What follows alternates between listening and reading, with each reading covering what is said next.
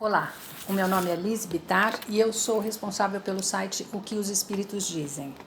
Nós iniciamos recentemente uma série de vídeos, o primeiro falando sobre o que os Espíritos dizem sobre a morte, depois falamos sobre a necessidade de mantermos a serenidade, principalmente em épocas de pandemia, como a que vivemos. No terceiro vídeo nós falamos sobre a perda de entes queridos e hoje vamos falar sobre o medo do umbral, que é um medo real dos espíritas e é o que os católicos ou outras religiões chamam de inferno, né?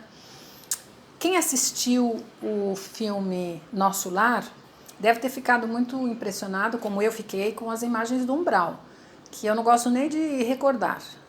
São André Luiz, nesse filme, André Luiz, que foi um médico que viveu no Rio de Janeiro. Ele conta que depois do seu desencarne ele vai para o umbral, ele se desperta no umbral, onde permanece por 8 anos. E as cenas são realmente muito impressionantes. É um lugar assim escuro, ele passou por muito sofrimento, fome, frio, sede, atormentado por entidades inferiores, ele viu muita coisa ruim, sempre tudo muito escuro, lamacento. E é realmente perturbador, essa visão é realmente perturbadora. E André Luiz lá fica por 8 anos, até num dia se lembra de Jesus, num momento de muita oração, de profundo arrependimento, ele pede ajuda e aí ele consegue vislumbrar a presença de um espírito protetor ao seu lado que o recolhe e o conduz para a colônia espiritual de nome Nosso Lar, onde ele recebe tratamento e retoma a sua vida no plano espiritual. E narra para nós, numa série de 16 livros, como é a vida do outro lado da vida. Essa série foi psicografada por Chico Xavier. E quem foi André Luiz? André Luiz foi um médico, casado, pai de família, bom pai, bom marido, trabalhava honestamente, era provedor de sua família, não deixava faltar nada em casa, trabalhava realmente como médico, não era um homem corrupto, que ganhava dinheiro fácil. Era um trabalhador, um pai de família, ou seja, um comportamento socialmente perfeitamente aceitável e respeitável. Ele não era muito voltado à prática da caridade, mas também ele trabalhava, ganhava o seu dinheiro, sustentava a sua família, normal, até aí. Não era um bêbado inveterado, não caía de bêbado na rua, não era alcoólatra, não vivia de golpes, não era mulherengo, se bem que ele diz que dava suas escapadelas, mas o que a gente vê é que André Luiz tinha um comportamento socialmente aceitável e era um homem, aos nossos olhos, respeitável, um pai de família. Como que uma pessoa assim vai para umbral? Ora, duas questões. A primeira, ele desencarna como suicida inconsciente. Sim, isso existe. Suicídio inconsciente. É uma coisa que eu não sabia que existia. O André Luiz, ele foi negligente com o corpo físico, que é o veículo que nos é dado para que possamos cumprir a nossa tarefa no plano terrestre.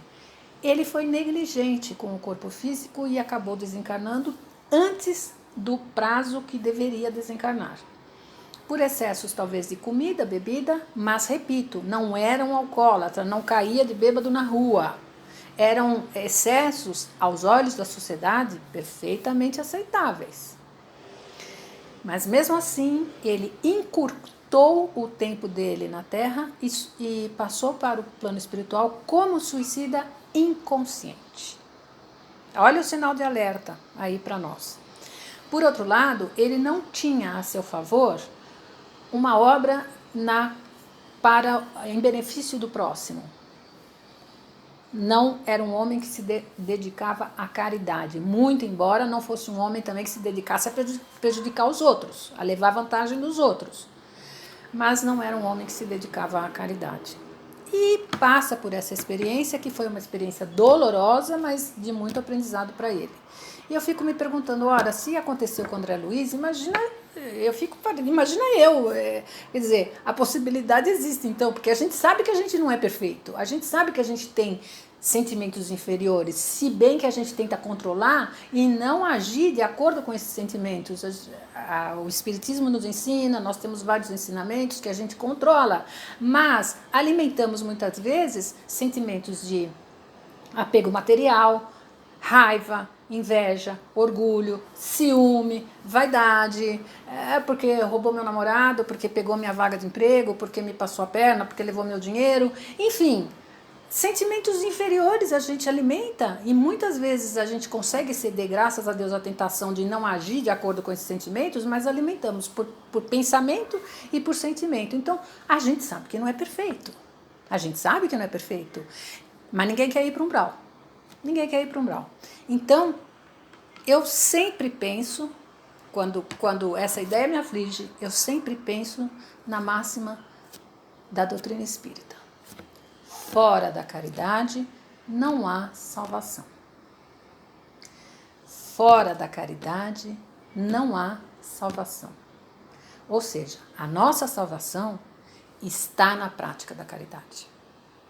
A gente sair um pouco do nosso mundo, dos nossos problemas pessoais, dos nossos desejos, do nosso bem-estar, do nosso conforto, para nos dedicarmos ao próximo, levando ajuda, consolo, uma palavra, um carinho, um afeto, um abraço, uma ajuda material, para nos solidarizarmos com o sofrimento alheio, para compreendermos a dor do outro, sair então do nosso mundinho para experimentar a dor do outro. Isso é um processo de grande aprendizagem e de crescimento para nós. Então, é um mecanismo, uma ferramenta para a gente poder exercitar, colocar em prática aqueles conceitos que nos foram trazidos por Jesus, para não ficar só na teoria e para não ficar só na prática do dia a dia das minhas coisas aqui, do meu mundinho. Então, a prática da caridade, ela é libertadora, ela nos ajuda a crescer. Talvez tenha faltado isso ao André Luiz, esse crescimento que ele experimentou depois de desencarnado. Eu sempre me lembro da história de Paulo de Tarso, que está no livro Atos dos Apóstolos, mas também lindamente narrada num romance de Emmanuel, psicografado por Chico Xavier, que se chama Paulo e Estevão. Um livro lindíssimo.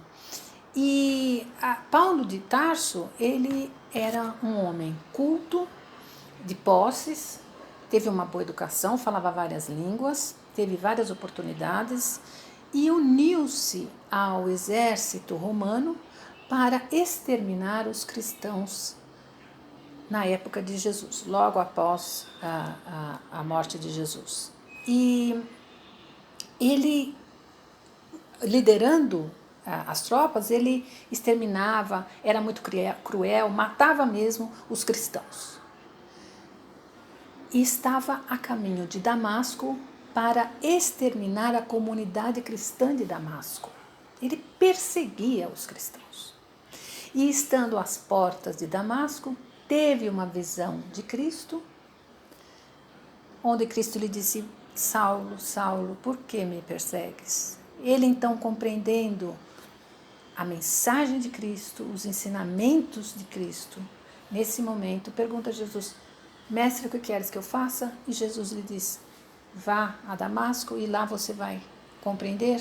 E assim foi feito, e ele compreendeu a mensagem cristã, compreendeu os ensinamentos do Cristo, se transformou num novo homem e devotou o resto da sua vida à disseminação e à exemplificação, à vivência dos ensinamentos cristãos. Se transformou completamente num novo homem e devolveu em bênçãos e em boas obras todo o mal que ele havia perpetrado no passado, quando ainda não conhecia a mensagem de Cristo e, segundo as palavras de Cristo, a quem mais foi dado, mais será pedido.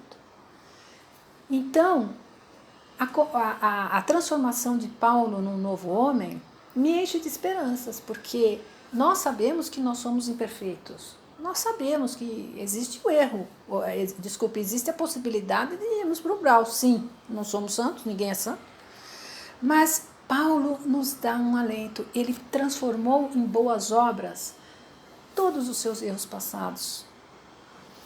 Então, gente, a boa notícia é que ainda estamos a caminho. Ainda dá tempo.